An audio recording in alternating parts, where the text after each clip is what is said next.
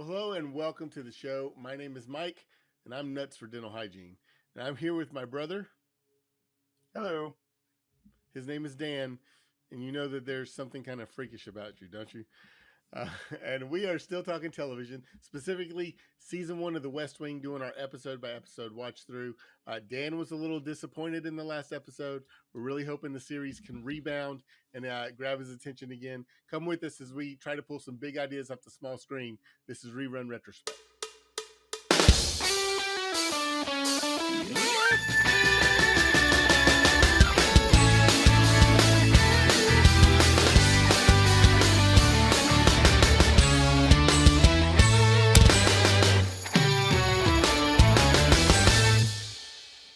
All right. Well, thanks again so much just for hanging out with us here as we continue talking about The West Wing.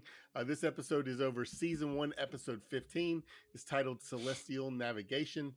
It was directed by Christopher Misiano, written by Aaron Sorkin, Dee Dee Myers, and Lawrence O'Donnell, and starring the amazing cast of the West Wing. To bring a method to the madness of our show, we always like to break it up into segments. The first segment that we're doing in this show is State of the Union. That's where we try and give you some context for what was going on in the world at the time that this aired. This episode aired on February the 16th in 2000. And so, Dan, I was just kind of looking through. I was interested, and what movie? What movie do you think was number one in the box office here? Pretty much through. I'm going to say through the first half of February in 2000. Do you have any idea what it could be? I'm kind of surprised. You'll have to give me a little bit of a hint. I mean, Are you a I big can't. horror fan? I'm starting to. I No, just asked if you're a horror fan. That's a little sneaky little way to let you know. You don't watch a yeah, lot of horror movies? no. 2000. This is after that camp movie where they were in the forest, and no, I don't have the first clue, especially if it lasted a while. Oh, the Blair Witch Project. Yeah, this is after that. Yes. That was like I think the Blair 98, Witch maybe. Project was probably it was earlier than that, right? It was like 1998, 99. Almost certain. Yeah, maybe even earlier than that. But no, I don't know what movie you're talking about. I'm talking about Scream 3. Scream 3 was the number one box office movie in February of 2000. At least the Oh first half. gosh. Okay. Not a fan? Yeah, I mean, if it was like Scream, the first one, that then I'd Yeah. get it. But Scream That's a Three Scream. The was first one was a the big very hit for first a movie. while. Well, I mean, for a couple of weeks there in February, it was the number one. It earned 34 million the same week that this show aired on television. So, That's more than hey, I've earned. So yeah, everybody was so sick and tired of watching game shows like Who Wants to Be a Millionaire. They were right. flocking to see Fair anything enough. that they could that actually had some plot and some drama to it. So, okay, so that's just a little nugget for what's going on. Dan, why don't you give us a synopsis of this episode? Just reading right there off the IMDb website. Yes, and again, this is from the author Meebly. So let's give him credit for what I'm about to read. In a lecture at Georgetown, Josh recalls the previous week at the White House, during which he replaced a dentally impaired CJ in the press room and gave a memorably disastrous briefing, responding to reporters' questions sarcastically, although taken quite seriously, that the White House had a secret plan to fight inflation. Meanwhile, he's intermittently on the phone with Toby and Sam, who have flown to Connecticut and are now lost in a rental car on the Connecticut Turnpike. They've gone on critical business.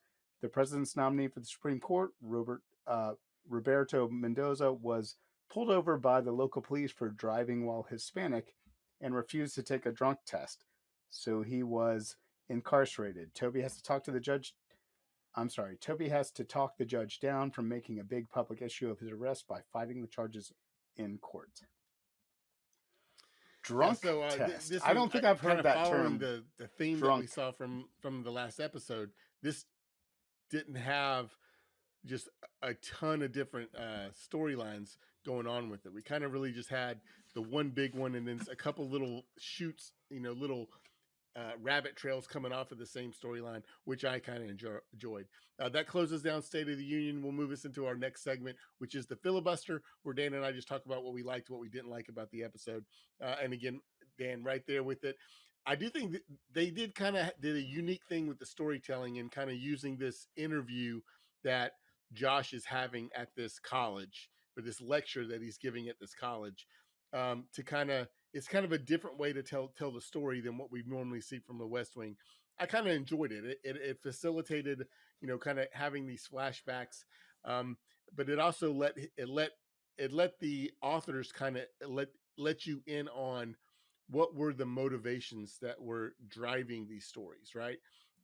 Sometimes communicating the again, the motivations or the intent is always kind of hard, and I always don't like it when writers make it very obvious that they're trying to let an actor's feeling this way or they're motivated. This I felt like was a pretty creative way for Josh to speak very plainly and explain to us what was going on and what was actually moving, the moving parts behind it. What do you think about how they did this story? Uh, what went on with Josh?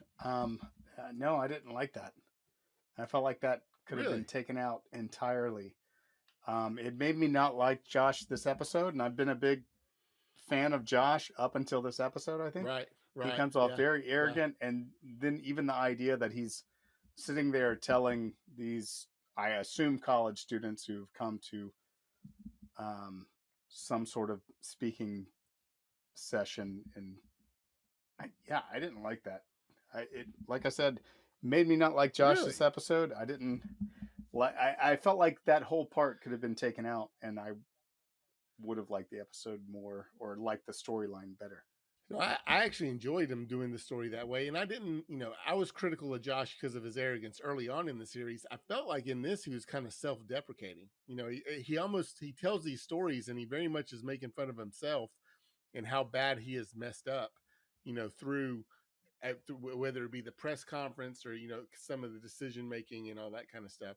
Um, so I didn't walk away feeling like he was overly arrogant or anything or feeling like I didn't like him. I do still think they're still driving this. He's this local celebrity or in some way. This was a little more, I could handle this one a little bit more because I guess it makes sense for me that he's going to a college and giving a lecture and then whatever. And then the people at the lecture are excited about him because of his position.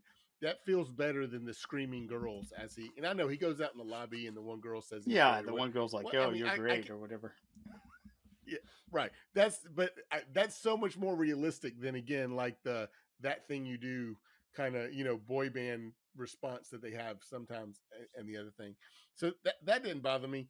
Um, I don't know. I guess I like the fact that this was a little bit more nonlinear, but I didn't find sometimes when shows get nonlinear, it's hard to pay attention, right?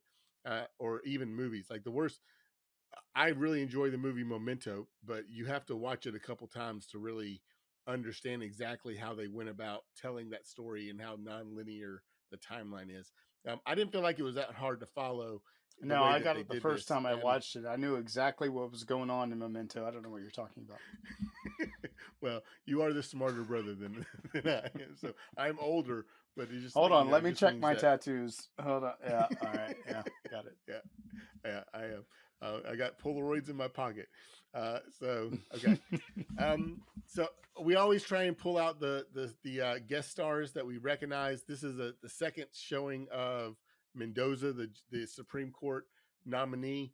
I'm not sure in our first when we did, in his initial episode, we might not have called this actor out. But do you know what the actor's name is? No, I don't. But is he the the main detective in Miami Vice?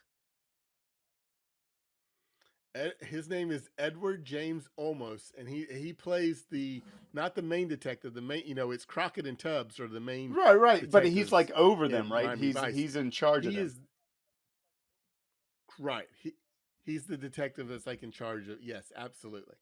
All Been right, in yeah. been in a lot of cool stuff. He was in. I mean, I'm just going to name a few because he has like this very extensive resume of things that he's been in. Um, he was in a. They redid it. There was a television movie that was a remake of an older movie called 12 Angry Men that he was in and that I really enjoyed. That had a lot of big time actors in it. So he was a part of that cast. He was in obviously here in the West Wing. He was in American Family. I'm just going over some of the more recent stuff. I mean, even obviously before that, he was in George Lopez, Battlestar Galactica. Um, CSI New York, Dexter, Did he play a cop in Agents of Dexter? Shield. He played a professor, Professor James Geller. He was in multiple episodes as that professor in Dexter. If you, I think he was in 10 episodes altogether in that series. So anyway, I mean, this is just another example of just kind of, the show did a great job of attracting some very talented and well-known actors into the series, even for not necessarily parts that they were gonna, I mean, this is a recurring part, but obviously it's not. He's not showing up in the credits. We talk a lot about who shows up in the credits. This is literally something we've only seen him one other time in the season. The other person I wanted to call out because this is an Shoot, interesting I'm tidbit: I'm I'm, the HUD I'm secretary. worried because I'm feeling like I'm not going to know who this is. Well, you may not, but I think you probably recognized her face. She was the HUD secretary that Leo has the meeting with, and she made the comment to the press, or she called all Republicans racist and all that kind of stuff. And then, all right, that the actress that plays that role is CCH Pounder. So she's again, this is a well known actress. She was in Sons of Anarchy. She was in NCIS. Um, she was in Revenge, Law and Order Special Victims Unit. I mean, just it's extremely familiar. The interesting thing is that she was considered for the role of C.J. Craig. Oh, really? So it actually, I believe, if I'm not mistaken, and I have the stories correct, it came down to her and Allison Janney, and Allison Janney did such a good job at reading. Not because CCH Pounder didn't do well. It was just Allison Janney did such a good job. They went ahead and went with her. So it was interesting to kind of have a callback to someone who was trying out for one of these regular parts and then came back and was able to be a part of the show. I think that's kind of a cool thing. Um, so okay, as a whole though, then we have this. This is another plot.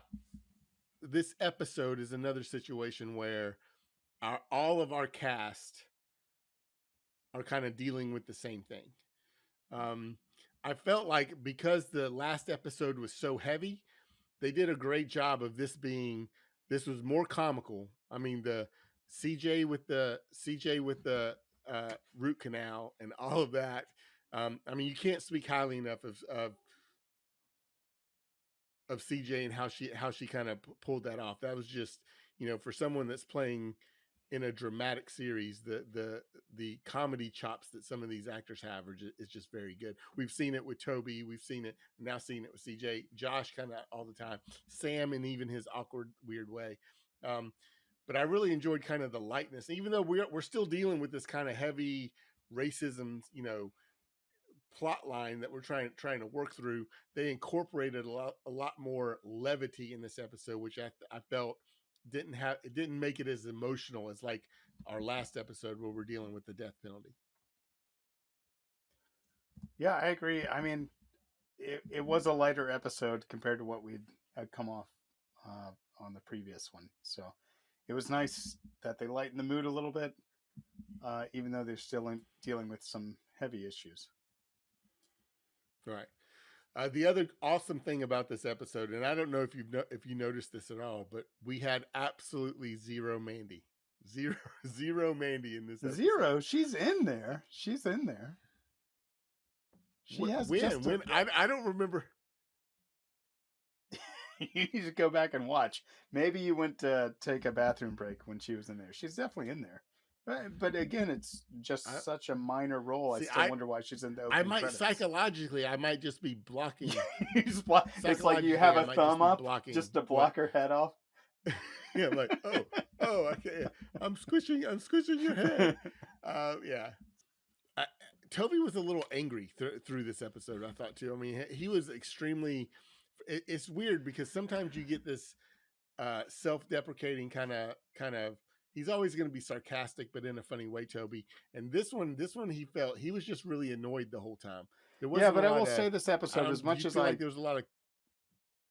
as much as I maybe dislike Josh in this episode, I liked Toby more and more in this episode. Like he just seems to be the most rational person in the room. Really? Just getting frustrated with Sam with not being able to figure out how to get to the police department, to having to have the conversation with Mendoza, and he's the one who's able to convince him to come out, even though he doesn't want to. Um, yeah, or even the way he handles Josh. He's just like, yeah, you screwed up, man. Everyone knows it. So let's Yeah. try to move on. So I I liked Toby more and more. And again, when you go back to the first episode, and I'll bring it up. I brought it up before. I'll bring it up again. I didn't like him because of the way he treated the flight attendant, but he's completely redeemed himself, and he just seems the most practical person. And even back when he was giving the flight attendant trouble, my issue was it's not her policy, but he was pointing out how ridiculous the policy was, right, about closing his laptop. So Sure. he's a Sure. really good character that I like. So we'll see what happens I from mean, the other here. thing I felt like in this episode was Sam. Sam kind of he doesn't do any of the big screw up kind of decision things. I think he shines in this, but he also, as much as he shines in the episode, he's also extremely awkward, which is part of the charm of Sam. I think that he is kind of this unaware, socially, extremely intelligent, but that intelligence almost comes at a cost with this social interaction. With him Yeah, going who over and wants over to about be how told or have routes, the interstate routes recited to them? right, Like, no one wants that. right, It's like, come on, Sam. like Let's. I mean, Sam would totally just be like on his phone on Google Maps, just going, "I wonder how do you get from this place to this place," and No, he it's just doesn't like need Google Maps. Even Sam today would not need Google Maps. He's got it, it's which true, I have in my it's notes. true, Why didn't they have MapQuest on the route? Why weren't they like they printed out their MapQuest on the route to get to this Connecticut police department? I don't understand why that didn't happen. I kind of laughed when they go to Mendoza in the cell at first, and I was like, that is like the Andy Griffiths show, because it's clearly just like the cell set down on the floor. And then even later Toby was like, oh, you're gonna tell Barney Fife, and I was like, ah, Andy Griffith. I thought that was pretty funny. um right, I do want to throw out this real quick. Even though CJ had the whole root canal thing, she comes out as a star in this episode because she shows her worth. She's like, they even say, or the president says, I don't care if your head's bleeding, like from bison, a right, bison stampede. You are the one who goes out there because Josh totally screws it up. And it's one of those things where you don't appreciate the person's job until you have to do it. And then right, you're like, oh, wow, that's right, a lot tougher than I thought. And so even though she yeah, makes the job look a lot easier than it is. As soon as she's out of the right, picture, it's like, oh my gosh, if she was there, all of this could have been avoided. Even when Bartlett was in the room. No, I'm talking when Bartlett was in front of the press. He was in front of the press, and eventually Josh is like coughing to get Sam in there to get the president out of the situation. And it was like, if CG had been okay, there, okay, that would have been eliminated immediately. So right. it's just When he was another talking about sign. the HUD secretary, right? Yeah. It's just another time where Sure, like CJ is showing, you may not appreciate what I do, but when I'm not there, look how yeah. you guys handle it. So that was fun in this No, I mean episode. 100%. CJ's an absolute power. Yeah, Um, 100%. CJ's an absolute powerhouse, and I think you're right. I think, this episode very much focused. We talked about the point of that initially when Aaron Sorkin wanted to make a show about the West Wing, he wanted it to be about the staffers, and this episode feels like it's very much about the staffers. Even Leo is, I mean, he's predominant and he's the chief of staff and he has the authority, but the bulk of the episode is about this execution by CJ and by Josh and by Sam and by Toby.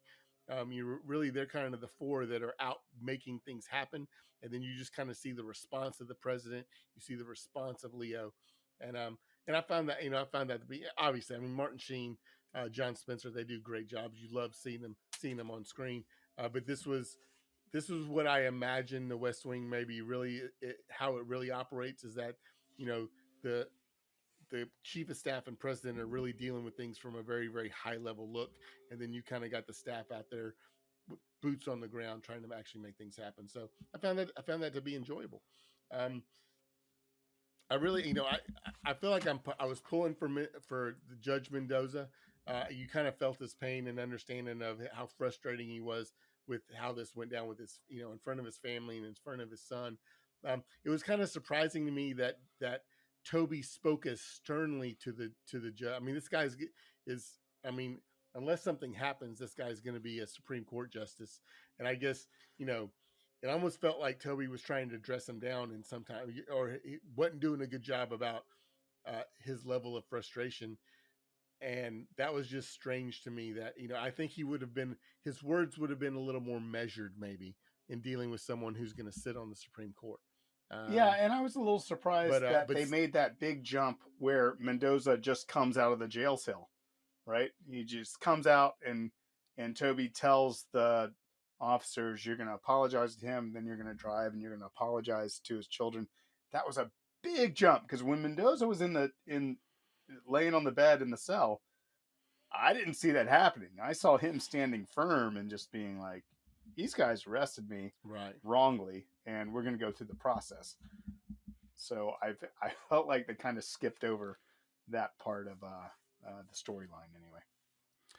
But I think that's the interaction. That's literally the interaction that Toby and Mendoza are having in that jail cell, where Toby is saying, "There's nothing about," and I'm not quoting here. I am quoting here, but not as part of our game or our segment. Um, there's nothing about this that doesn't stink. But he says, if this is what the story is going to be about you making this, about you using this situation to make this, whatever the, to make this moral statement, we can't get this done. This can't be how it goes down. And I really feel like Toby's argument persuades the judge to be willing to go, okay, I'm not gonna let this be. Literally, it could thwart his ability to be on the Supreme Court, and that's what Toby's trying to drive home with him, right?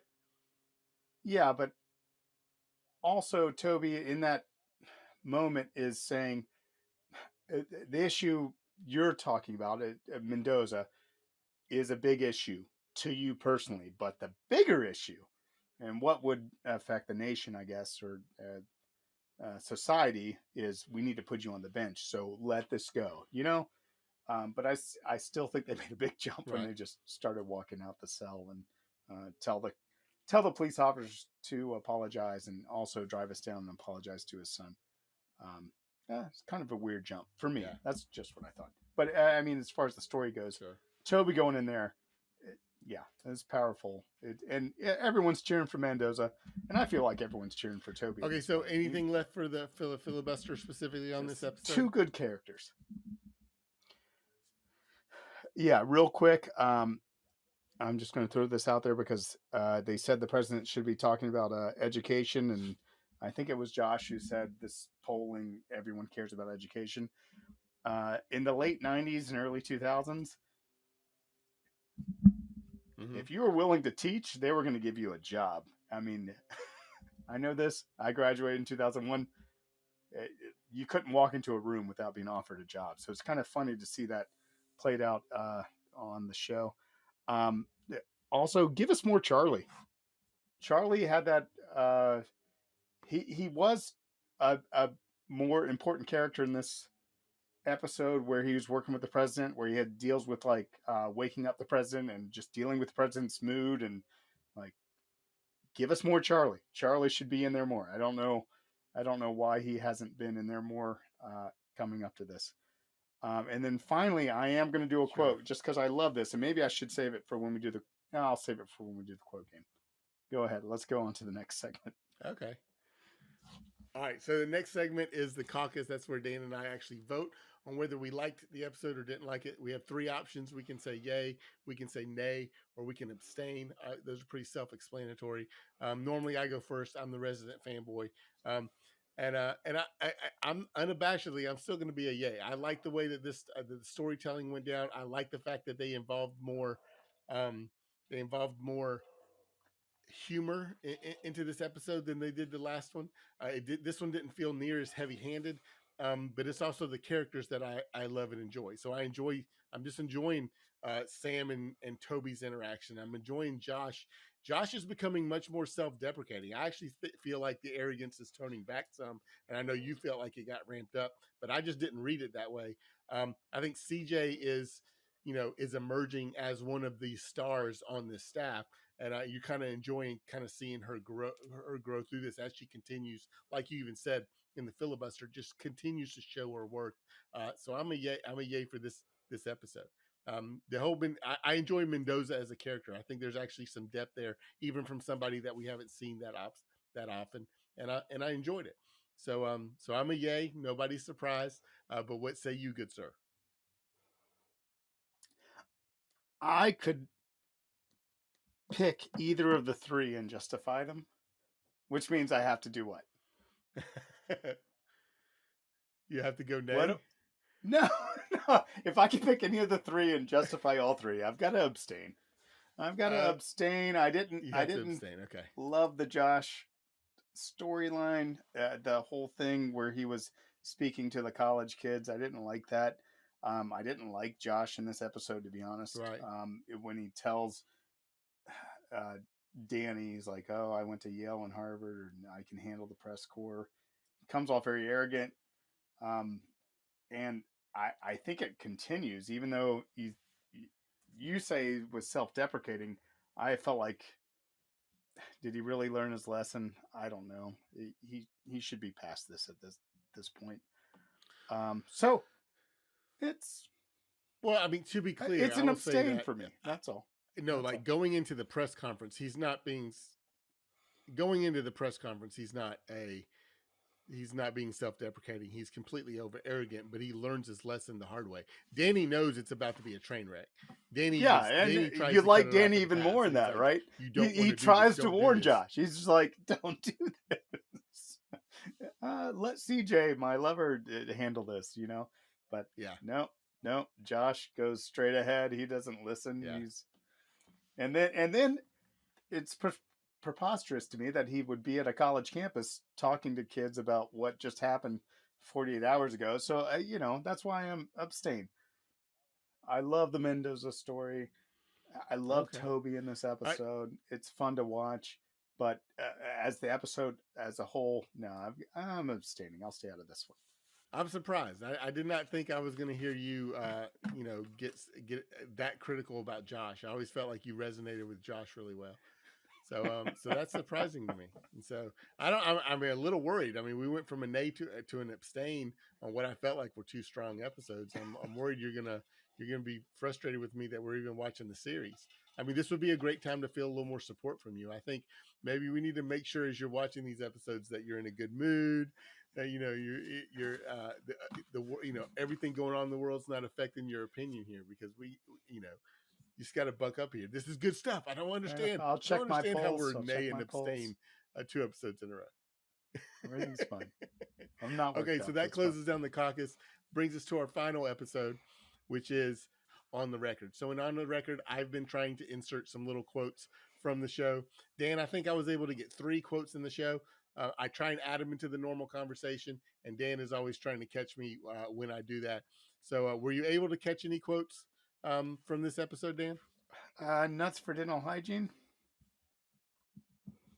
Nuts for dental hygiene. That's just a silly, dumb quote from Sam when he's talking to CJ when she's trying to postpone her dental appointment there. So I did say that. I said Yeah, that and then you early had on one in our more right intro. after that. Yeah, you had I one more did. right after Were you that not that able to write I it down? I couldn't write it down, so I missed it. But I definitely didn't get the third one. So Yeah. tell us about both of those. Okay. So the other one I did during the intro, I said there's something kind of freakish about you. Do you know that? Toby says that to Sam when Sam's going on one of his Oh, when tirades he was about talking about the you know roads or whatever. Yeah, yeah. The the interstate. roads and Yeah. all that kind of stuff. Yeah, and then I also said this would be a great time to feel a little support from you. So I thought that was a good line from Josh when Josh comes out of the debacle that is the press briefing, and Donna is just freaking out. Josh Donna, we looks didn't at her even and he's talk like, "This about was Donna. Donna should be in the opening credits. I'm telling you. Okay. Well, I mean, you're on the record. You're on the record. This is not a throw into the, but you're definitely on the record saying she should be there. So we'll keep paying attention to that and see what happens. Some other cool lines that I just thought were good. CJ says to Josh when she's after having the root canal and everything, she says, and he's just totally messing with her.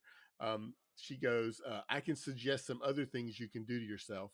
I thought I'd be able to slide that somewhere in the show, but that was a great line. And then also, I don't think it's as much of my fault as other people do.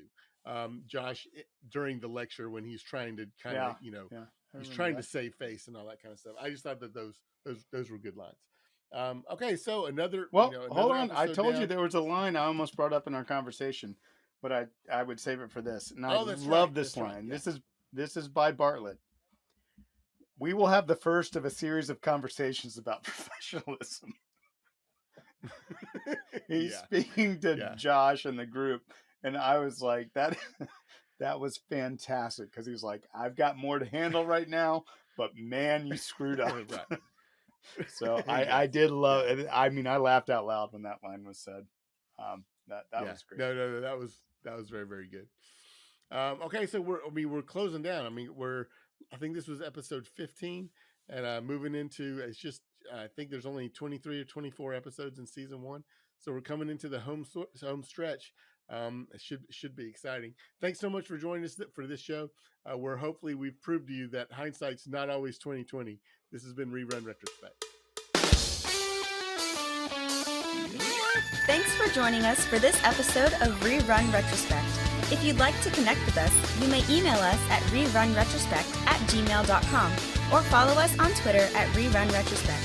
We hope you'll join us for our next episode, where we keep pulling big ideas off the small screen.